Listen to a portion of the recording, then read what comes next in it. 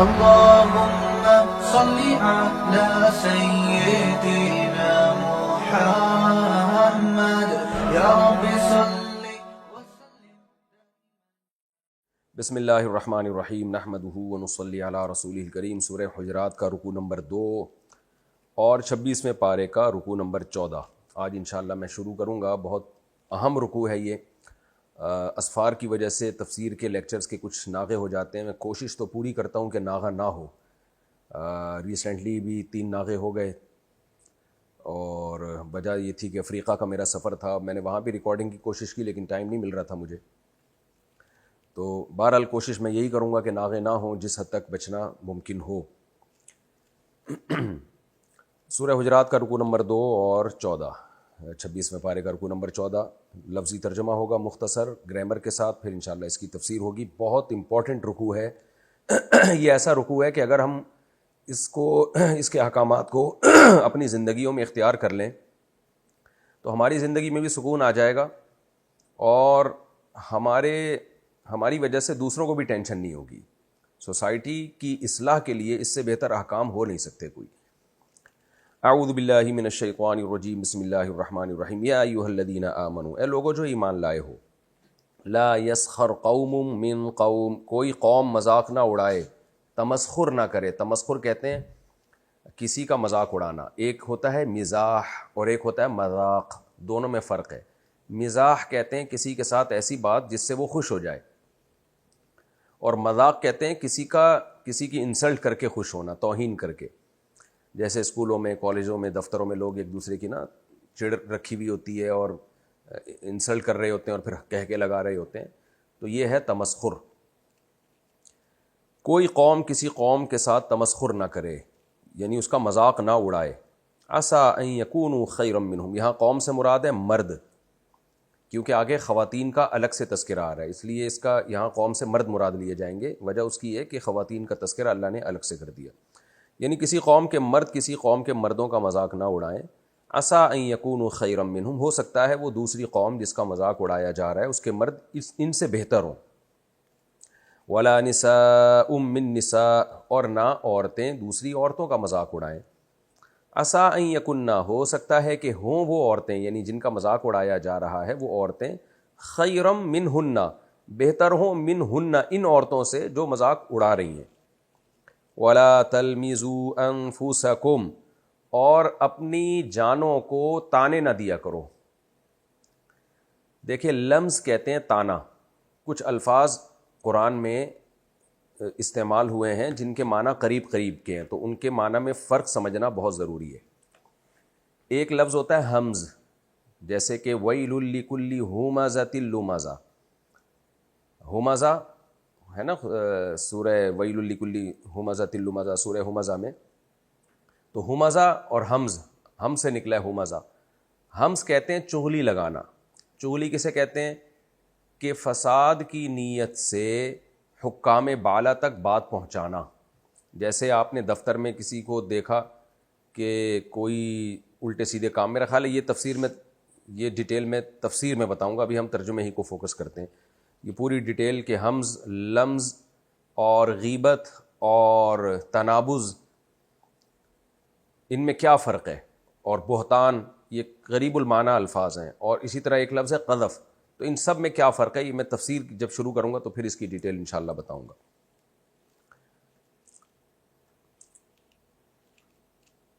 فرمایا کہ وَلَا تَلْمِزُوا أَنفُسَكُمْ, اور اپنی جانوں کو تانے مت دیا کرو. اپنی جانوں سے مراد ہے ایک دوسرے کی جانوں کو. نفس کہتے ہیں جان کو, تمہاری جان. تو اللہ تعالیٰ ایسے احکام جب دیتے ہیں نا تو دوسرے مسلمان کی جان کو بھی اپنی ہی جان قرار دیتے ہیں. جیسے قرآن میں آتا ہے لا تقتلوا انفسکم, اپنی جانوں کو قتل مت کرو.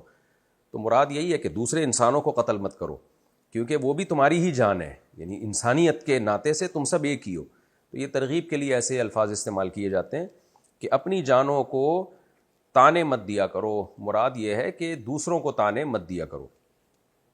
وَلَا تَنَابَزُوا بِالْأَلْقَابِ, اور برے ناموں سے ایک دوسرے کو پکارا مت کرو. نبز اصل میں کہتے ہیں پکارنا برے لقب کے ساتھ, کسی کو برے نام یا بری صفت کے ساتھ پکارنا, نبز. اور باب تفاعل میں جب یہ جائے گا تنابز, تو اس میں اشتراک پیدا ہو جائے گا کہ ایک دوسرے کو سب ایسے نہ پکارو. تو لا تنابزو کا مطلب ہی یہی ہے کہ برے ناموں کے ساتھ یا بری صفات کے ساتھ ایک دوسرے کو مت پکارو. آگے اللہ نے بالالقاب کا الگ سے تذکرہ کر دیا. اس کو صنعت تجرید کہتے ہیں.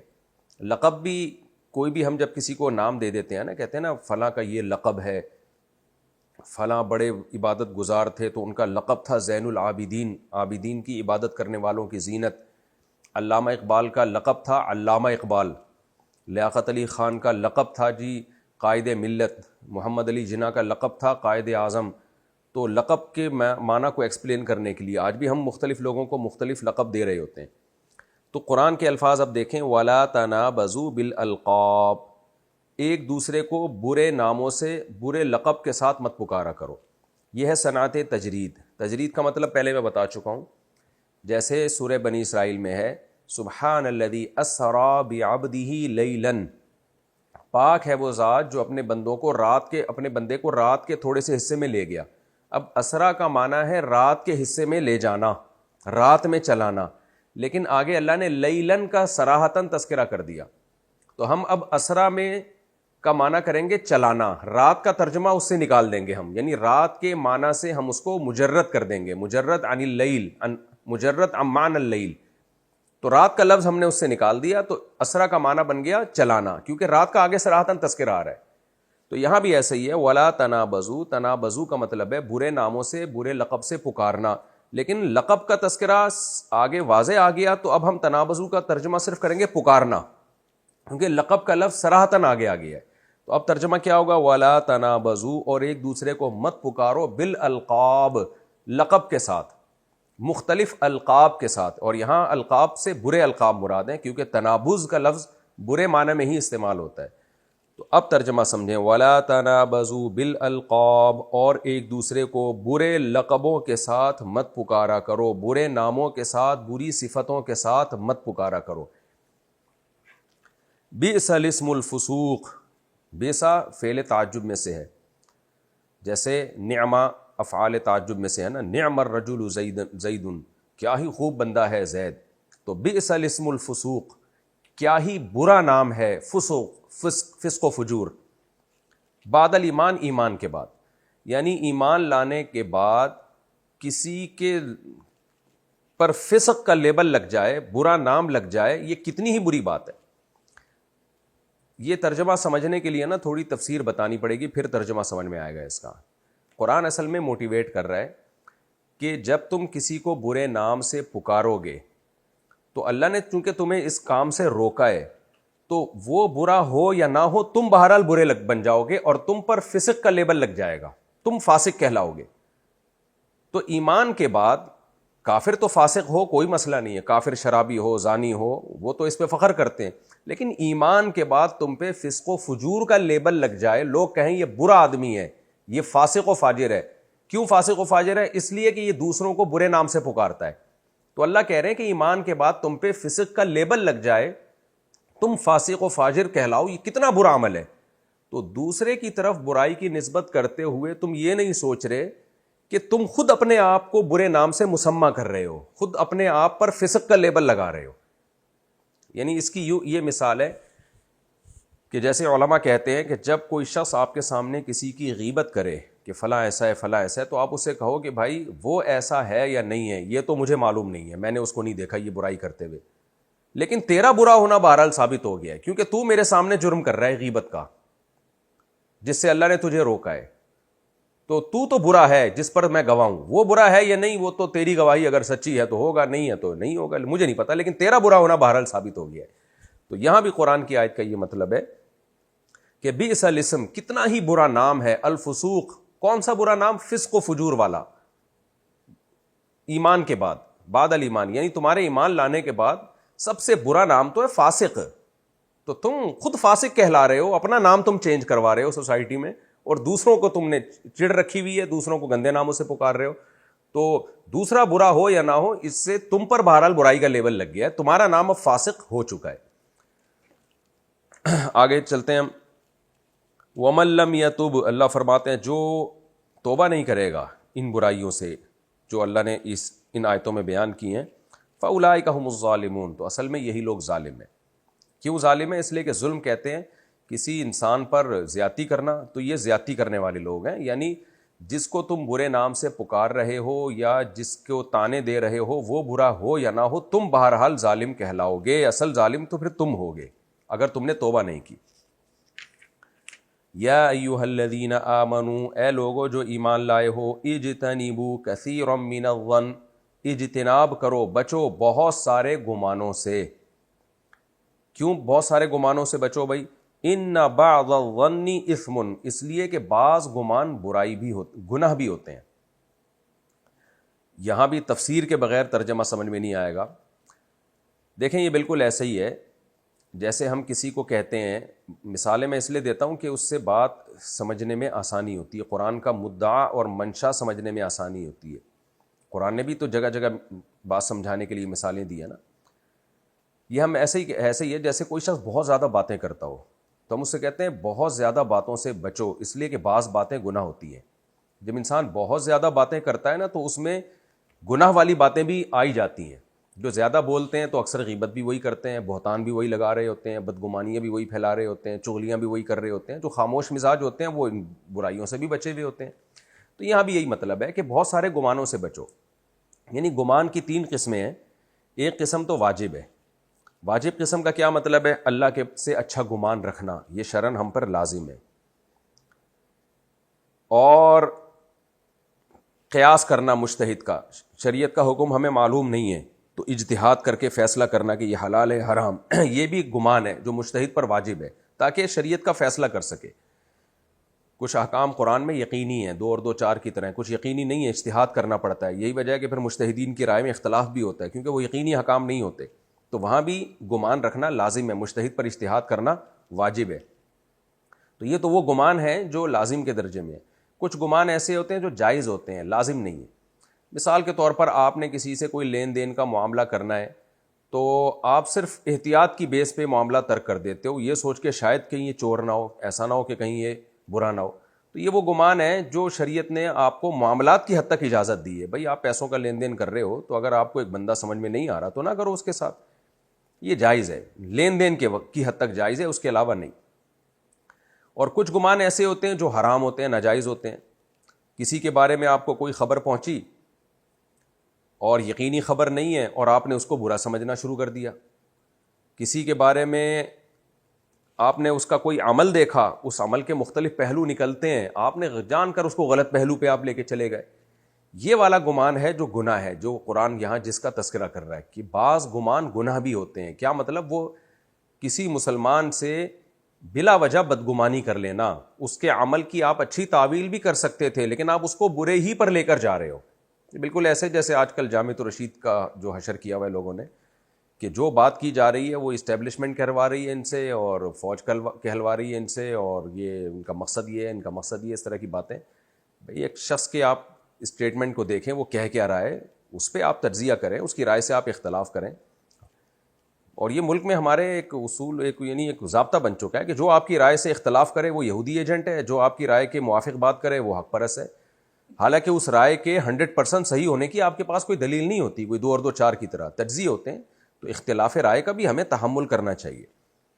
امام ابو حنیفہ نے تو کبھی امام شافعی پہ الزام نہیں لگایا کہ وہ، امام ابو حنیفہ کہتے ہیں قر جو ہے یہ حیض کو کہتے ہیں۔ قرآن میں آتا ہے نا کہ جب طلاق یافتہ عورتوں کی عدت، جب کسی عورت کو طلاق ہو تو 3 قر وہ انتظار کرے گی، تو قر کا ترجمہ امام حنیفہ کر رہے ہیں کہ حیض سے، کہ 3 حیض، جبکہ امام شافعی اس سے مراد ہوتے ہیں 3 پاکی کی ایام۔ تو ہم تو نہیں دیکھتے امام حنیفہ نے امام شافعی پہ الزام لگایا ہو کہ، یا امام شافعی تو اس وقت موجود نہیں تھے لیکن ان کے امام شافعی کے جو اسلاف ہیں یا جن کی رائے کو امام شافعی نے فالو کیا ہے وہ اس دور میں بھی موجود تھے، امام حنیفہ کے دور میں۔ تو امام حنیفہ نے تو نہیں کہا کہ آپ حکومت کی باتوں میں آ کے یہ بات کر رہے ہو، یا ان لوگوں نے امام حنیفہ پہ الزام لگایا ہو کہ آپ جو ہے وہ بنو امیہ کی باتوں میں آ کے یہ باتیں کر رہے ہو۔ تو ہم دیکھتے ہیں ماضی میں لوگوں کا ظرف بہت بڑا تھا، آج ظرف بہت کم ہو گیا۔ خیر، تو گمان کی بہت ساری قسمیں ہیں، تو اللہ کہتے ہیں بہت سارے گمان مت کیا کرو، سوچا کرو کہ کون سا گمان کرنے کا ہے کون سا نہیں کرنے کا ہے۔ تو وہ سوچنے کے بعد جب تم اس جب اینالائز کرو گے, اس کا تجزیہ کرو گے, اس کی چھانٹی کرو گے, فلٹر کرو گے, تو اس کے بعد تمہیں فیصلہ کرنا پڑے گا کہ یہ والا گمان کرنے کا ہے, یہ والا گمان نہیں کرنے کا ہے. تو کون سا گمان کرنے کا ہے؟ اللہ سے اچھا گمان. تمہارے ساتھ کتنا ہی برا ہو رہا ہو, کاروبار میں نقصان ہو رہا ہو, اموات ہو رہی ہوں, لیکن تم نے اللہ سے اچھا ہی گمان کرنا ہے. وہ اچھا گمان کیا ہے بھائی؟ جو ہو رہا ہے میرے حق میں بہتر ہو رہا ہے. یعقوب علیہ السلام کی مثال ہمارے سامنے ہے کہ ایک بیٹا گم ہونے کے بعد دوسرا بھی گم ہو گیا تو بھی بدگمان نہیں ہو رہے. اعلم من اللہ ما لا تعلمون, میرے بیٹوں میں اللہ کے بارے میں وہ جانتا ہوں جو تم نہیں جانتے. یہ ہے اچھا گمان. پھر کچھ گمان ایسے ہیں جو تمہیں برے گمان کرنے پڑیں گے. کہیں بیٹی کا رشتہ دے رہے ہو, کہیں کسی کو کاروبار کے ساتھ معاملات کرو, وہاں تو بہت احتیاط کرنی پڑے گی بھائی. ایک پہلو بھی اگر برائی کا سامنے آ رہا ہے تو بھائی ہم رسک نہیں لے سکتے.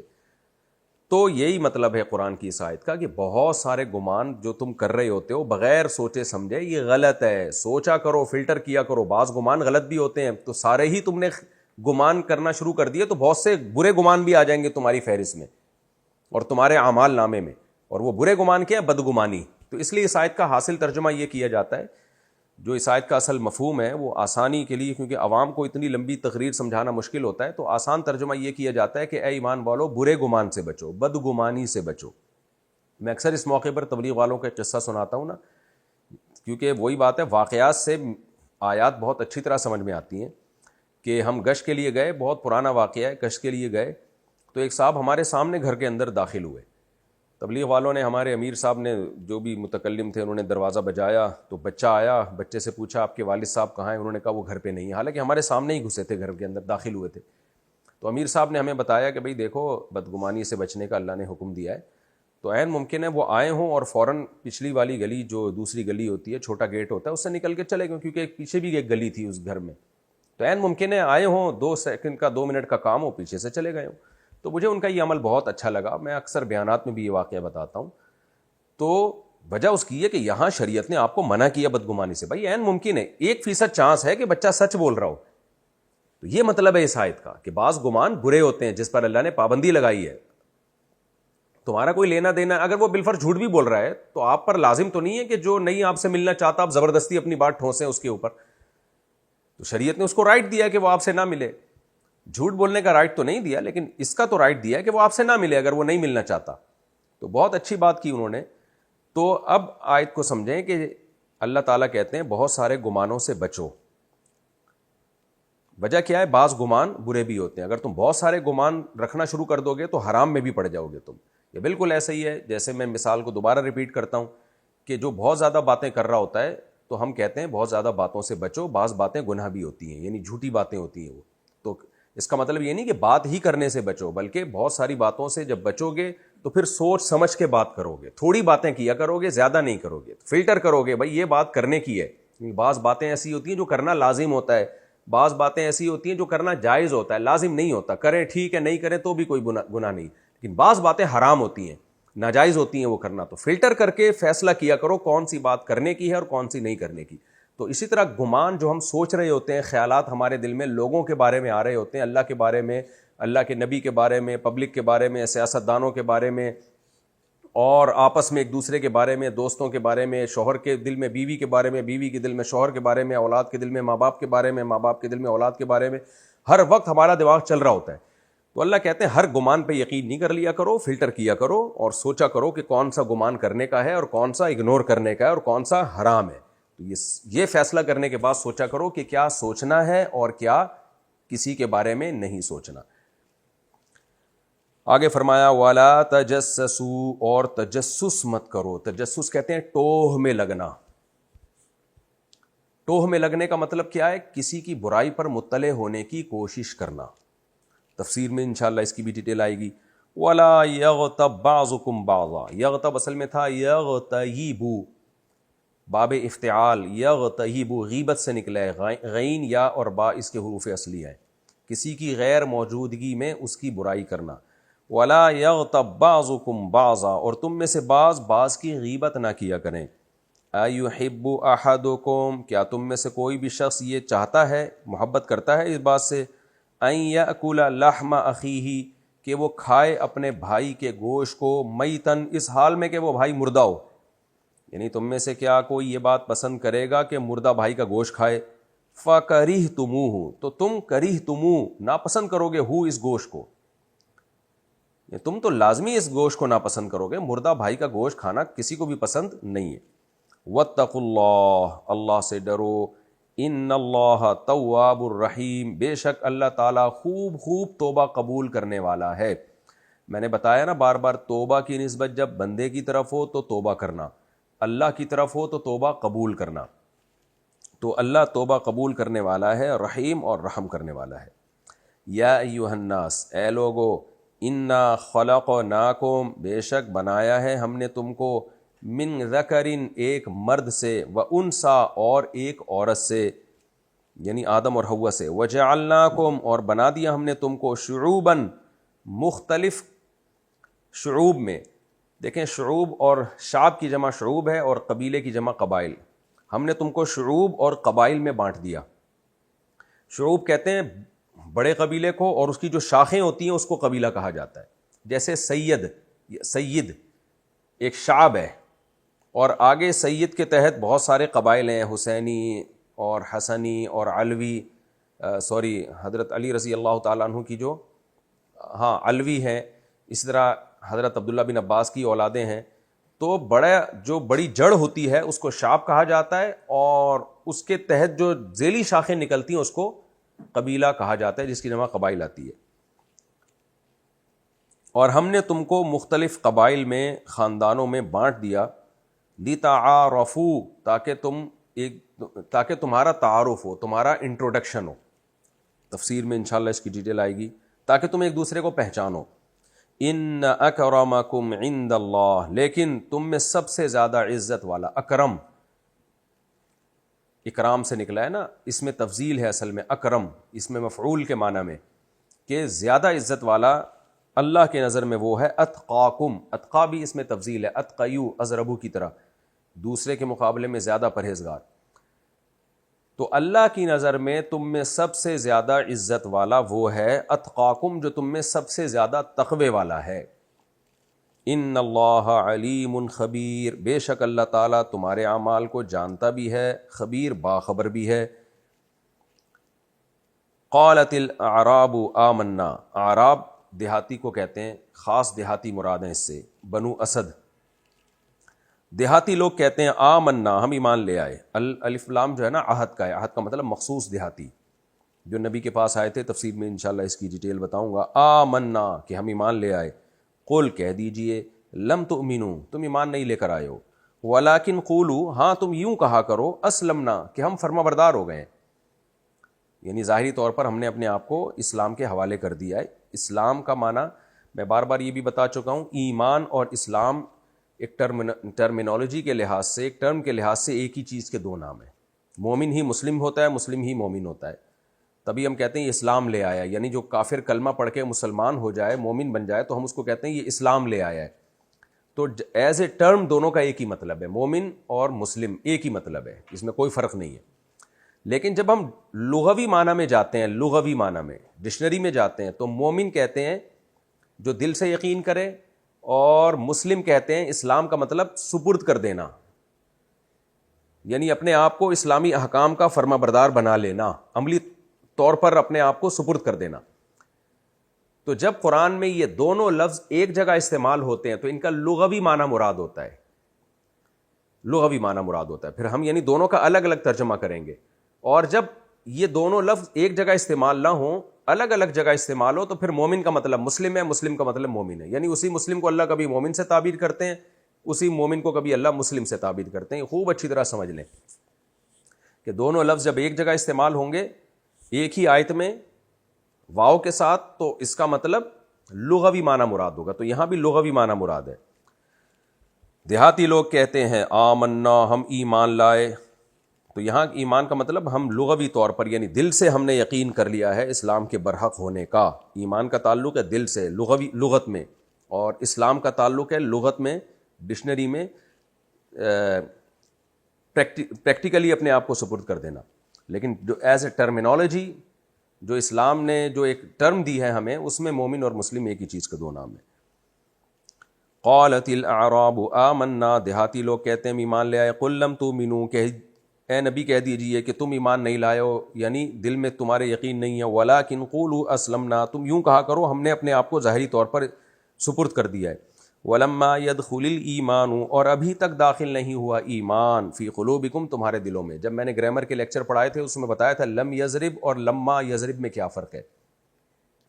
لم یضرب کا معنی اس نے نہیں مارا، لما یضرب کا معنی ابھی تک بھی نہیں مارا ہے اس نے، یعنی اسٹل اسی کنڈیشن پہ وہ قائم ہے۔ ولما يدخل الایمان، اور ابھی تک داخل نہیں ہوا ہے ایمان، فی قلوبکم، تمہارے دلوں میں، وَإِن تُطِيعُوا اللَّهَ وَرَسُولَهُ، اور اگر تم اطاعت کرو اللہ اور اس کے رسول کی، لا یلتکم، ولت یلتو، یولتو کی اصل میں تھا، اس کا معنی کمی کرنا، تو لا یلتکم من اعمالکم، اللہ کمی نہیں کرے گا تمہارے اعمال میں، شیئن، کسی بھی چیز کی، اعمال سے مراد ہے اعمال کے بدلے میں، مضاف محذوف ہے، جزاء اعمالکم، اللہ کمی نہیں کرے گا تمہارے اعمال کے بدلے میں ذرا سی بھی، پورا پورا بدلہ دے گا تمہیں۔ ان اللہ غفور الرحیم، بے شک اللہ تعالیٰ خوب معاف کرنے والا اور رحم کرنے والا ہے۔ انما المؤمنون الذین آمنوا باللہ ورسولہ، انما المؤمنون، بے شک مومن تو صرف وہی لوگ ہیں جو اللہ پر اور اس کے رسول پر ایمان لائے، ثم لم یرتابوا، پھر انہوں نے ذرا بھی شک نہیں کیا۔ یرتابوا ریب سے نکلا ہے، لا ریب فیہ ہے نا قرآن میں شروع میں، تو باب افتعال میں جب جائے گا تو یرتیبوا، یکتسبو کی طرح تو پڑھا جاتا ہے یرتابو، پھر انہوں نے ذرا بھی شک نہیں کیا، وجاہدوا، اور جہاد کیا، باموالہم وانفسہم فی سبیل اللہ، اپنے مالوں کے ساتھ اور اپنی جانوں کے ساتھ اللہ کے راستے میں۔ اصل مومن تو صرف یہی لوگ ہیں۔ اولئک ھم الصادقون، یہی لوگ ہیں سچے، یعنی اپنے دعوے میں سچے۔ دعویٰ کیا ہے؟ آمنا، ہم ایمان لائے، اس دعوے میں یہ لوگ سچے ہیں۔ قل اتعلمون اللہ بدینکم، اے نبی ان سے کہہ دیجئے کیا تم اللہ کو سکھا رہے ہو اپنے دین کے بارے میں، تعلیم دے رہے ہو، یعنی اللہ کو بتا رہے ہو کہ ہم مومن ہیں، شو مار رہے ہو تم، اللہ کو بتا رہے ہو کہ ہم مومن ہیں۔ واللہ یعلم ما فی السماوات وما فی الارض، حالانکہ اللہ تو جانتا ہے جو کچھ آسمانوں میں ہے اور جو کچھ زمین میں، اللہ کو سب پتہ ہے، وہ جانتا ہے کہ تم اندر سے کیا ہو۔ واللہ بکل شیء علیم، اور اللہ ہر چیز کا علم رکھنے والا ہے۔ یمنون علیک، منا یمنو، اس کا معنی ہوتا ہے احسان کرنا، اور علی جب اس کے بعد آئے تو احسان جتلانا، تو احسان کرنا بھی آتا ہے علی جب اس کے بعد آئے، یعنی من اللہ علینا، اللہ نے ہم پر احسان کیا، اور منا کے بعد جب علی آئے تو اس کا معنی احسان جتلانا بھی ہوتا ہے، تو دونوں معنی میں استعمال ہوتا ہے۔ یہ من کا لفظ اللہ تعالیٰ کے نام ہے نا، منان، احسان کرنے والا،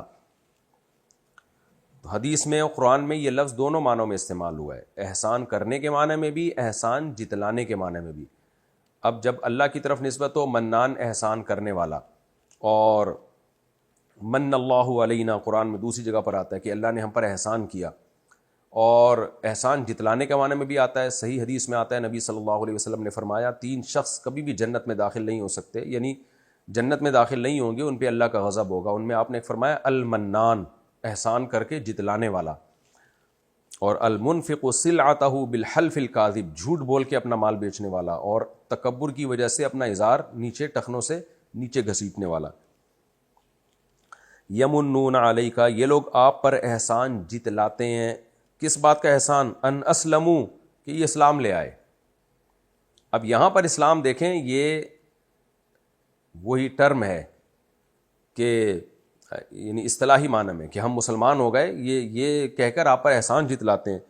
قل لا تمنوا علی اسلامکم، اے نبی ان سے کہہ دیجئے مت جتلاؤ مجھ پر اسلامکم، اپنے اسلام کو، بل اللہ یمن علیکم، بلکہ اللہ نے احسان کیا ہے تمہارے اوپر۔ اب دیکھیں یہاں پر یمن علیکم میں احسان جتلانا نہیں ہے بلکہ احسان کرنا ہے۔ ایک ہی آیت میں، یعنی 2 آیتوں میں جو ملی ہوئی ہیں، ایک آیت میں من کا معنی کچھ اور ہے، دوسری آیت میں من کا معنی کچھ اور ہے۔ بل اللہ یمن علیکم، بلکہ اللہ نے احسان کیا ہے تمہارے اوپر، ان ہداکم للایمان، کہ اس نے ہدایت دی تمہیں ایمان کی، ان کنتم صادقین، اگر تم اپنے دعوے میں سچے ہو، یعنی تم جو کہہ رہے ہو نا کہ ہم ایمان لے آئے، اگر تم اس دعوے میں سچے ہو بالفرض، تو پھر یہ ایمان کی ہدایت دے کے اللہ نے تم پر احسان کیا ہے تو تم نبی پر احسان مت جتلاؤ. ان اللہ یعلم غیب السماوات والارض، بے شک اللہ تعالیٰ آسمانوں اور زمین کے بھیدوں کو جانتا ہے. واللہ بصیر بما تعملون، اور جو کچھ تم کر رہے ہو اللہ اس سے باخبر ہے. یہ رکوع لمبا تھا، مختصر لفظی، مختصر تو نہیں، خیر تفصیلی لفظی ترجمہ اور مختصر گرامر ہو گئی اس کی. اب ہم اس کی تفسیر کی طرف چلتے ہیں. بہت ہی امپورٹنٹ رکوع ہے، دعا کر لینی چاہیے مجھے بھی اور آپ سب کو بھی کہ اللہ اس رکوع میں جو اللہ نے احکام دیے ہیں ہم اپنی زندگی میں ان کو اختیار کر لیں. تو میں قسم اٹھا کے کہہ سکتا ہوں کہ ہماری زندگی بھی سکون میں آ جائے گی اور ہماری وجہ سے دوسروں کی زندگیاں بھی سکون میں آ جائیں گی. یا ایھا الذین آمنوا، اے لوگو جو ایمان لائے ہو، لا یسخر قوم من قوم، تم میں کسی قوم کے مرد دوسرے مردوں کا مذاق نہ اڑایا کریں. دیکھیں یہاں پر پہلی بات تو یہ ہے کہ اللہ نے مردوں کا الگ تذکرہ کیا، خواتین کا الگ تذکرہ کیا. اس کا مطلب یہ نہیں ہے کہ مرد عورتوں کا مذاق اڑا سکتے ہیں یا عورتیں مردوں کا مذاق اڑا سکتی ہیں، یہ مطلب نہیں ہے. بار بار ایک لفظ میں ٹرم استعمال کرتا ہوں جو مفسرین نے استعمال کی ہے کہ قرآن میں بہت ساری شرطیں ہیں جو شرطیں اس لیے نہیں ہوتی کہ یہ شرط نہیں ہوگی تو حکم نہیں پایا جائے گا، بلکہ وہ شرط اس لیے ہوتی ہیں کہ عام طور پر ہوتا ایسے ہی ہے. جیسے پہلے میں مثال دے چکا ہوں کہ قرآن کہتا ہے کہ تمہاری وہ بیویاں جن سے تمہاری کوئی، ان بیویوں کی پہلے سے کوئی اولاد ہے، یعنی کوئی بیٹی ہے سوتیلی، تو اس بیٹی سے تم نکاح نہیں کر سکتے. وہ بیٹیاں جو تمہاری گودوں میں پلی ہوں، حالانکہ سوتیلی بیٹی گود میں نہیں پلی ہو تو بھی نکاح حرام ہے، اس سے پوری امت کا اجماع ہے. تو قرآن نے یہ شرط کیوں ذکر کی؟ بھائی عام طور پر ایسا ہوتا ہے کہ جب کسی بیوہ سے آپ شادی کرتے ہیں تو اس کی چھوٹی بچی بھی آپ ہی گود لے لیتے ہیں. تو ایک سوسائٹی میں ایک چیز ہے، اس کو پروموٹ کرنے کے لیے یا پروموٹ نہیں کرنے کے لیے، محض اس کو بتانے کے لیے کہ ہوتا ہے ایسا ہی عام طور پہ. تو وہ اس شرط کا مطلب یہ نہیں ہوتا کہ یہ شرط نہیں پائی جائے گی تو حکم نہیں پایا جائے گا. اسی طرح قرآن میں آتا ہے لا تکرہوا فتیاتکم علی البغاء ان اردنا تحصنا، اپنی باندیوں کو زنا پہ مجبور مت کرو اگر وہ بچنا چاہتی ہیں. حالانکہ باندی تو زنا سے بچنا نہ بھی چاہتی ہو تو بھی زنا نہیں کرنے دے سکتے آپ اس کو، لیکن چونکہ مسلمان باندی ہے تو کیسے پاسبل ہے کہ وہ زنا کرنا چاہے گی؟ تو اس لیے قرآن نے اس شرط کو ہائی لائٹ کر دیا. تو یہاں بھی ایسے ہی ہے کہ مرد مردوں کا مذاق نہ اڑایا کریں، عورتیں عورتوں کا مذاق نہ اڑایا کریں. تو مطلب یہ نہیں کہ مرد عورتوں کا اڑا سکتے ہیں اور عورتیں مردوں کا اڑا سکتی ہیں، مطلب یہ ہے کہ عام طور پر ایسا ہی ہوتا ہے. عورتیں مردوں کا مذاق نہیں اڑاتی اور مرد عورتوں کا. وجہ اس کی یہ کہ بھئی عورتوں کا اٹھنا بیٹھنا مسلم سوسائٹی میں خواتین ہی میں ہوتا ہے. اس زمانے میں تو مکس گیدرنگ کا اور یہ بےہودگی جو آج کل چل رہی ہے اس کا تصور ہی نہیں تھا. اور مرد عام طور پہ مردوں سے ہی وہ ہوتے ہیں. مردوں کو عورتوں کا مذاق اڑاتے ہوئے ویسے بھی شرم آتی ہے، لوگ بھی مذاق بولیں گے یار تو کیوں کسی خاتون کی انسلٹ کر رہا ہے، تیری کیا لگتی ہے وہ، یا تجھے کیا لینا دینا اس سے. تو سوسائٹی میں یہ تو انتہائی درجے کا برا سمجھا جاتا ہے، اس لیے قرآن نے اس کو ذکر ہی نہیں کیا کہ جب مرد کا مذاق اڑانا منع ہے تو مرد اگر عورت کا مذاق اڑائے تو بہت ہی زیادہ بری حرکت ہے. یہ تو بطریق اولا، یعنی اللہ اس بات کو بیان اس لیے نہیں کر رہے کہ یہ تو تم سے ممکن ہی نہیں ہے، یہ ہو ہی نہیں سکتا کہ کوئی مرد کسی عورت کا مذاق اڑانا شروع کر دے. تو اس لیے اس کو ہائی لائٹ نہیں کیا، ورنہ حکم سب کا ایک ہی ہے. نہ مرد کو عورت کا مذاق اڑانے کی اجازت، نہ عورتوں کو مردوں کا مذاق اڑانے کی اجازت. تو پہلی بات تو یہ ثابت ہوئی. دوسری بات یہ کہ لا یسخر قوم من قوم میں اللہ نے قوم کا تذکرہ کیا، اس میں بہت سارے احکام آ گئے. نہ کوئی مرد کسی دوسرے مرد کا مذاق اڑا سکتا ہے، نہ کسی خاص طبقے کے ساتھ آپ تمسخر کر سکتے ہیں، نہ کوئی سیاسی جماعت کسی دوسری سیاسی جماعت کے لیڈروں کے ساتھ تمسخر کر سکتی ہے، نہ آپ حکمرانوں کے ساتھ، نہ حکمران عوام کے ساتھ، نہ کسی دوسرے کنٹری کے لوگوں کے ساتھ، نہ رنگ کی بنیاد پر آپ کسی کا مذاق اڑا سکتے ہیں، گورے کالوں کا، کالے گوروں کا. نہ قومیت کی بیس پہ آپ اڑا سکتے ہیں کہ عرب اجمیوں کا مذاق اڑائیں، اجمی عربوں کا مذاق اڑائیں. نہ زبان کی بیس پہ آپ کر سکتے ہیں کہ پٹھان پنجابیوں کا، پنجابی پٹھان کا، اور مہاجر پنجابیوں کا، یا پنجابی مہاجر کا، یا بلوچوں کا، یا بلوچ فلاں قوم کا. نہ یعنی جتنی بھی مذاق اڑانے کی قسمیں ہو سکتی ہیں نا کسی بھی بنیاد پر، وہ تمام مذاق اڑانے کی قسموں کو اللہ نے اس آیت میں حرام قرار دے دیا ہے اور اس پر اجماع ہے. اور مذاق زبان سے بھی اڑانا، اشارے سے اڑانا، لطیفے گڑھ کے اڑانا، یہ سب حرام ہے جب تک کہ اس میں کوئی بہت واضح شرعی حکم نہ ہو ہمارے سامنے. تو شرعی حکم کا مطلب کیا ہے کہ کوئی قوم کسی قوم کو مسلسل نیچا دکھانے کی کوشش کر رہی ہے پھر اس کا جواب دینے کے لیے لا يحب اللہ الجہر بالسوء من القول الا من ظلم، 26 میں 6 پارے کی پہلی آیت، کہ اللہ ظلم کو پسند نہیں کرتا، ہاں جس پہ ظلم ہوا ہو تو وہ اعتدال سے بدلہ لے سکتا ہے۔ تو اس آیت کے عموم میں یہ بھی داخل ہے کہ کوئی اگر آپ کا مسلسل مذاق اڑا رہا ہے اور وہ شرافت سے بات نہیں سمجھ رہا، آپ کی توہین کر رہا ہے، تو پھر آپ اس کی برائیوں کو ہائی لائٹ کر کے اس کا مذاق اڑا سکتے ہیں، صرف اس حد تک جس حد تک آپ کا دفاع ہو رہا ہو، اس سے آگے نکلنے کی وہاں بھی آپ کو اجازت نہیں ہے۔ تو اس میں قوموں پہ لطیفے گھڑنا اور یہ تمام اقسام کے جو تمسخر بازیاں ہیں، یہ تمام اقسام کی تمسخر بازیاں اس میں شامل ہیں، تو اس سے بہت زیادہ اجتناب کرنا ضروری ہے۔ اللہ فرماتے ہیں عسیٰ ان یکونوا خیرا منہم، ہو سکتا ہے جس کا مذاق اڑا رہے ہو وہ بہتر ہو مذاق اڑانے والوں سے، کیونکہ جب ہم مذاق کسی قوم کا اڑاتے ہیں یا کسی فرد کا اڑاتے ہیں تو ہم اس کو گھٹیا سمجھ کے اڑا رہے ہوتے ہیں۔ اللہ کہتے ہیں وہ تمہاری نظر میں گھٹیا ہے، تمہارا علم کیا ہے، تمہارے پاس نالج کیا ہے، چند چیزیں ادھر ادھر سے معلوم کر کے ہم ایک رائے قائم کر لیتے ہیں، عین ممکن ہے وہ اللہ کی نظر میں تم سے بہتر ہو۔ بلال حبشی کا مذاق اڑایا کرتا تھا ابو جہل ابو لہب، تو لیکن اللہ کی نظر میں ان کا کتنا بڑا مقام تھا رضی اللہ عنہ کا۔ تو ہمیں نہیں پتا بھائی، ہم کسی قوم کا مذاق، ہم اپنی قوم کی خامیاں دیکھ رہے ہوتے ہیں، اپنی قوم کی خوبیاں دیکھ رہے ہوتے ہیں، دوسری قوم کی ہم خامیاں دیکھ رہے ہوتے ہیں۔ یہ بہت بڑا وبال ہے، اور انسان ظاہر ہے وہ اپنی حکیم الامہ حضرت مولانا شرف علی تھانوی رحمہ اللہ تعالیٰ اس کی ایک مثال دیا کرتے تھے کہ انسان بہت مفاد پرست ہوتا ہے۔ اس کی ایک بہترین مثال دیا کرتے تھے کہ اپنی بدبو انسان کو بری نہیں لگتی، دوسرے کی بدبو بہت زیادہ بری لگتی ہے۔ خود واش روم میں بیٹھا رہتا ہے نا 1 گھنٹہ، نئی بدبو آ رہی ہوتی ہے اس کو، لیکن جب جائے گا واش روم میں تو کیسے ناک کو پکڑ کے دوسرے کی اسمیل چند سیکنڈ برداشت نہیں ہوتی۔ یہی قوموں کے ساتھ بھی ہوتا ہے، کچھ قوموں میں کچھ خوبیاں ہوتی ہیں تو کچھ کے بدلے میں کچھ خامیاں بھی ہوتی ہیں، کچھ قوموں میں کچھ خامیاں ہوتی ہیں تو اس کے بدلے میں کچھ خوبیاں بھی ہوتی ہیں۔ تو انسان کیا کرتا ہے، اپنی قوم کی خامیاں نظر انداز کرتا ہے، خوبیاں دیکھ رہا ہوتا ہے، دوسری قوم کی خامیاں سامنے ہوتی ہیں، خوبیاں نہیں ہوتی۔ تو یہ بہت بری حرکت ہے، اس لیے اللہ نے اس کا جڑ سے خاتمہ کیا کہ جو تمہاری بیس ہے نا مذاق اڑانے کی، ہو سکتا ہے وہ بیس ہی غلط ہو۔ اب عرب لوگ اجمیوں کا مذاق اڑاتے ہیں، بہت جگہ ہم نے دیکھا ہے، سارے عرب ایسے نہیں ہوتے، اور ساری قوم کو ایک لاٹھی سے نہیں ہانکنا چاہیے، ان میں بہت ساری خوبیاں بھی ہوتی ہیں، لیکن بعض عربوں میں ہمیں یہ خامی ملتی ہے۔ تو ہم جب ان کو بتاتے ہیں کہ بھائی دین کی خدمت میں اجمیوں کا جتنا بڑا کردار ہے وہ عربوں سے پیچھے نہیں ہے۔ امام بخاری اجمی تھے، امام حنیفہ جن کو آدھی سے زیادہ امت نے فالو کیا وہ اجمی تھے، اور محدثین میں اکثر اجمی تھے۔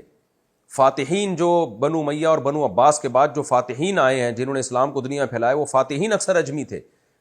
تو اس لیے تبلیغی جماعت جو پوری دنیا میں ایک دین کی دعوت کو انہوں نے زندہ کیا، اتنی بڑی، شاید اس سے پہلے اسلامی تاریخ میں کوئی تحریک نہیں تھی کہ جو اپنی جان، اپنا مال، اپنا وقت لے کے پوری دنیا میں جنگلوں تک کو انہوں نے نہیں چھوڑا، کسی پہاڑ کی چوٹی کو نہیں چھوڑا انہوں نے۔ یہ سارے اجمیوں کی جماعتیں ہیں، عربوں کے بھی بہت کام ہے، اس میں دو رائے نہیں ہے، عرب ہیں بہرحال، لیکن نہ اجمیوں کو اجازت ہے کہ وہ عربوں کا مذاق اڑائیں۔ بعض لوگ عربوں کا مذاق اڑاتے ہیں کہ عرب میں یہ ہے، عرب میں عیاشی ہے، عرب میں جو ہے وہ، میں ان سے کہتا ہوں کہ تم نے کتنے عربوں کو دیکھ لیا۔ ایک صاحب ایک ہوٹل میں جاب کرتے تھے، وہ کہتے تھے میں نے بہت سارے عرب دیکھے ادھر آتے ہیں لڑکیوں کو لے کے عیاشی کرنے کے لیے۔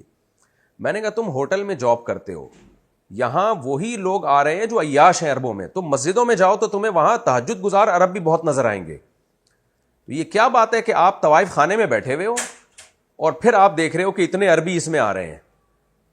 تو ظاہر ہے یہاں تو سارے وہی آئیں گے نا جو عیاشی کرنے کے لیے آتے ہیں۔ شراب خانے میں آپ عربیوں کی تعداد گن رہے ہو بیٹھ کے کہ اس میں اتنے عربی آ رہے ہیں، بھائی مسجدوں میں جاؤ گے تو وہاں بھی تمہیں بہت سارے عربی ملیں گے، تہجد میں رونے والے، قرآن پڑھ کے رونے والے۔ تو یہ بدگمانیاں ہیں جس کی بیس پہ ہم کسی قوم کے بارے میں اچھا یا برا گمان رکھ لیتے ہیں، اور یہ سب میں برائی ہے، اجمیوں میں بھی عربیوں میں بھی، کہ دوسروں قوموں کے سے بدگمان ہونا اور اپنی خوبیوں کو دیکھنا خالی۔ تو اس لیے اللہ نے اس کا جڑ سے خاتمہ کر دیا، فرمایا جس کو تم برا سمجھتے ہو، مذاق اڑا رہے ہو، برا سمجھنے ہی کی بیس پہ انسان تمسخر کرتا ہے نا، ہو سکتا ہے اللہ کی نظر میں وہ تم سے بہتر ہوں۔ وَلَا نِسَاءٌ مِّن نِسَاءٍ، اور نہ عورتیں عورتوں کا مذاق اڑائیں۔ عَسَىٰ أَن يَكُنَّ خَيْرًا مِّنْهُنَّ، ہو سکتا ہے جس کا تم مذاق اڑا رہی ہو وہ تم سے بہتر ہو۔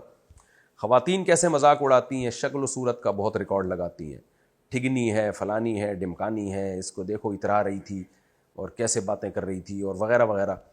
تو اللہ کہتے ہیں بھائی ہو سکتا ہے اللہ کی نظر میں اس کا مقام تم سے زیادہ ہو.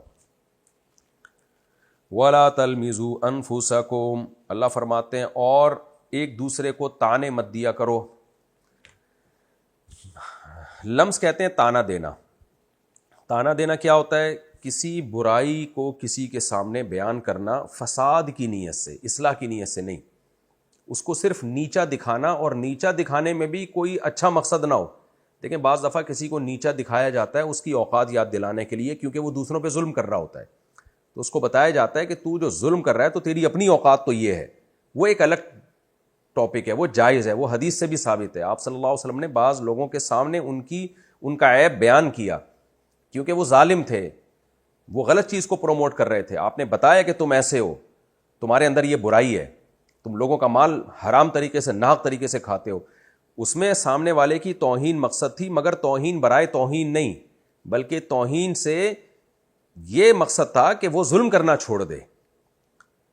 جیسے کوئی ظلم کر رہا ہو نا، اس کا ہاتھ پکڑنے کے لیے وہ اپنے آپ کو بہت نیک سمجھ رہا ہے اور بہت زیادہ اپنے آپ کو فنٹر سمجھ رہا ہے، تو اس کے منہ پہ اس کی پھر بعض دفعہ برائی بیان کرنی پڑتی ہے تاکہ وہ اپنی اوقات میں رہے. تو اس سے سوسائٹی کی اصلاح کے لیے یہ کام کیا جاتا ہے.